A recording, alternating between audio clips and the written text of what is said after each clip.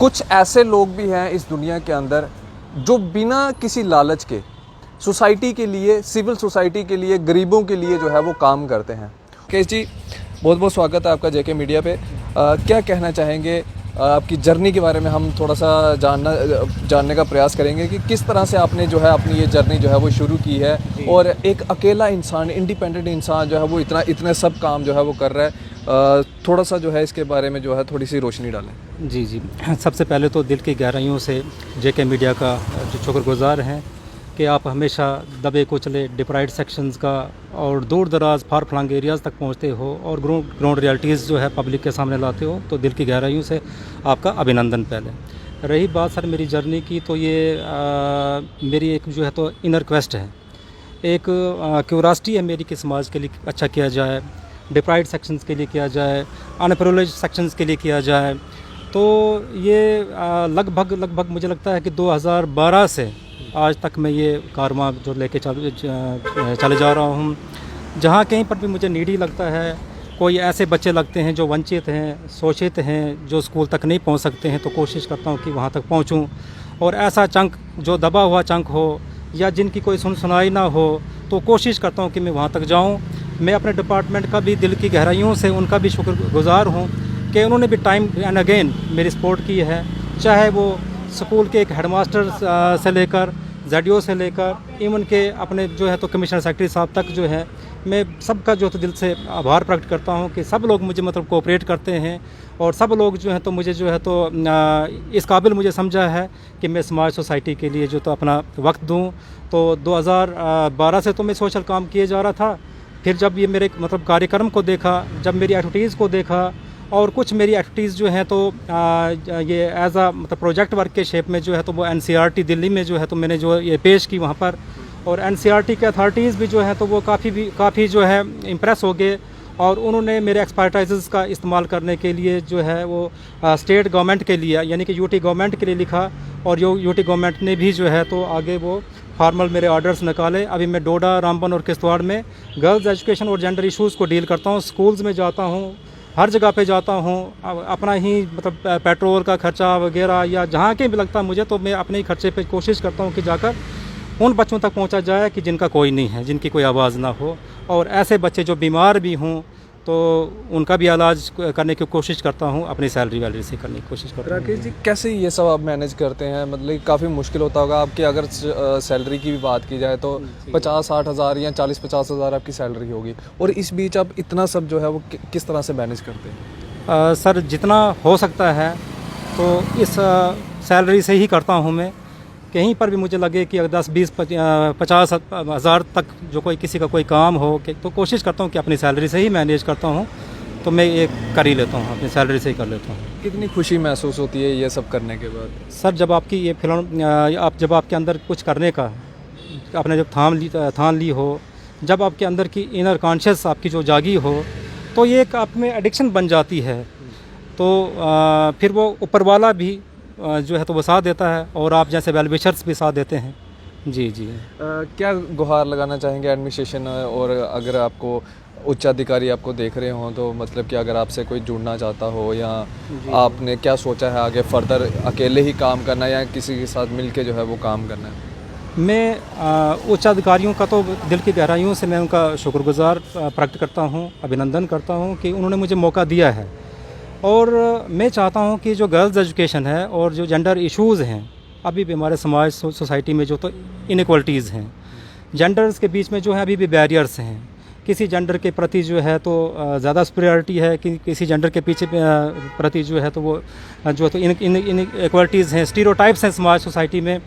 तो इनको अगर हम लोगों ने ब्रेक करना है तो ये डोडा, रामबन, किश्तवाड़ के अलावा और भी डिस्ट्रिक्ट्स में ये कंपोनेंट चलना चाहिए। और यही मेरी रिक्वेस्ट रहेगी अपने हायर अथॉरिटीज़ से कि इसको हम इफेक्टिव तौर से इस जो है कंपोनेंट को चलाएं। राकेश जी, आप डोडा डिस्ट्रिक्ट डोडा के रहने वाले हैं। डोडा के अंदर भी कई मसले मिसाइल होते होंगे, मतलब कि सड़कों को लेके, पानी को लेके, बिजली को लेके, कई अभी भी ऐसे दूर दराज के इलाके होंगे जहाँ पे ये सब सुविधाएं जो है वो अवेलेबल नहीं है। क्या आप उन इलाकों के अंदर कभी गए हैं? जी जी जी, मैं बहुत दूर दराज इलाकों में गया हूँ, जैसे कि पाडर के इलाके हैं, मस्सू है, चसोती है, यानी और भी मतलब बहुत सारे इलाके हैं, रामबन के इलाके हैं, तो मैं हर जगह पर पहुंचा हूं और कोशिश की है, जितनी सी मुझे ड्यूटीज़ दी हुई हैं तो उन ड्यूटीज़ का मैं सर अंजाम दे रहा हूं वहां पर, और कोशिश कर रहा हूं कि ऐसा समाज जो अनअवेयर्ड है, ओब्लियस समाज है, तो उन तक पहुंचा जाए। और इस बात का भी मैं मतलब शुक्रिया करता हूं गवर्नमेंट का कि गवर्नमेंट ने जो है बहुत सारे अच्छे टीचर्स की मतलब टीम्स जो हैं तो वो फ्रेम की हुई हैं एनसीईआरटी की तरफ से, वो लोग भी जो हैं तो ये काम बखूबी सर अंजाम दे रहे हैं। डिपार्टमेंट कितना साथ देता है आपका इस मतलब सोशल काम में? डिपार्टमेंट देखिए, जिस भी हमें ऑर्डर की ज़रूरत होती है, पॉजिटिव ऑर्डर की ज़रूरत है, जहां गवर्नमेंट को भी लगता है कि ये लोग जो हैं तो अपने ड्यूटीज़ को अच्छे तरीके से यूटिलाइज़ कर रहे हैं, अपने एक्सपर्टाइज़ का इस्तेमाल कर रहे हैं, तो गवर्नमेंट भी कहीं पर पीछे नहीं है, वो बिल्कुल सपोर्ट किए जा रही है। तंग नहीं करती है डिपार्टमेंट? नहीं, गवर्नमेंट तंग नहीं करती है। अगर आप करना चाहें, काम करना चाहें, तो अच्छी सपोर्ट है गवर्नमेंट की तरफ से। कई ऐसे डिपार्टमेंट के अंदर लोग भी हैं, एजुकेशन डिपार्टमेंट की अगर बात करूं, कई ऐसे लोग भी हैं जो कभी जाते ही नहीं है, स्कूल में जाते नहीं है। टीचर्स हो गए, लेक्चरर्स हो गए, प्रोफेसर्स हो गए, वो कभी स्कूल जाते ही नहीं है, कभी कॉलेजेस यूनिवर्सिटीज़ नहीं जाते हैं। तो उनके लिए आपका क्या संदेश रहेगा? क्योंकि कहीं ना कहीं एक गलत इम्पैक्ट जो है वो एजुकेशन डिपार्टमेंट हो या कोई और डिपार्टमेंट हो, एक गलत इम्पैक्ट जाता है कि गवर्नमेंट एम्प्लॉय जो है वो कभी डिपार्टमेंट्स के अंदर नहीं जाता। लेकिन आप जैसे लोग भी हैं जो कि डिपार्टमेंट्स में रह के जो है वो सोशल काम भी करते हैं, उन लोगों के लिए आपका क्या संदेश है जो गवर्नमेंट डिपार्टमेंट्स के अंदर रह के भी जो है वो उनका काम नहीं करते? देखिए, मेरे नोटिस में तो ऐसी कोई बात अभी तक नहीं आई कि कोई लोग ड्यूटीज़ पे ना जाते हों, लेकिन अगर एक इक्का दुक्का केस कहीं पर हो भी तो ब्लैक शिप्स हर जगह पे हैं। तो ख़ास करके एजुकेशन डिपार्टमेंट में जो हैं टीचर्स या लेक्चरर्स जो भी हैं, तो ये टॉर्च बीयरर्स होते हैं। हम समाज के जो हैं तो सोशल इंजीनियर्स भी हैं। हमसे ये शोभा नहीं देता है कि हम जो है ड्यूटी से अपने जो है तो कतराएँ, ड्यूटीज़ पे न जाएँ। हमें जो है तो बहुत सारी सैलरी, मतलब बहुत सैलरीज़ भी इतनी कम नहीं है, अभी सैलरीज़ भी बहुत ज़्यादा हैं। हम अगर देखा जाए जितनी हम लोगों को सैलरीज़ मिलती हैं तो उतना उसके इक्विवेलेंट शायद से मतलब काम नहीं भी होता हम लोगों को।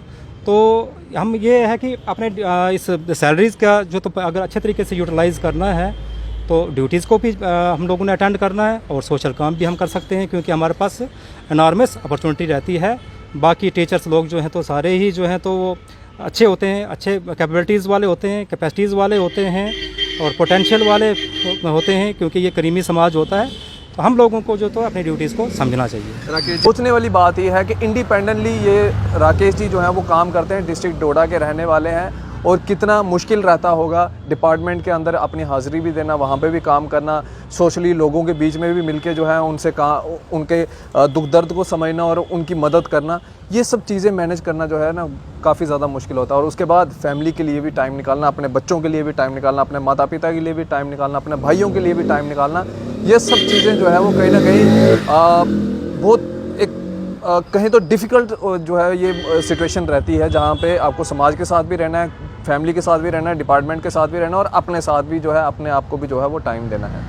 फ़िलहाल राकेश जी को जो है वो अप्रिशिएट करें, और जिनको इनकी ज़रूरत है वो इनसे आप कॉन्टैक्ट भी जो है वो कर सकते हैं। आप इसी तरह से बन रहे JK मीडिया के साथ। मुझे दीजिए इजाज़त। आदाब।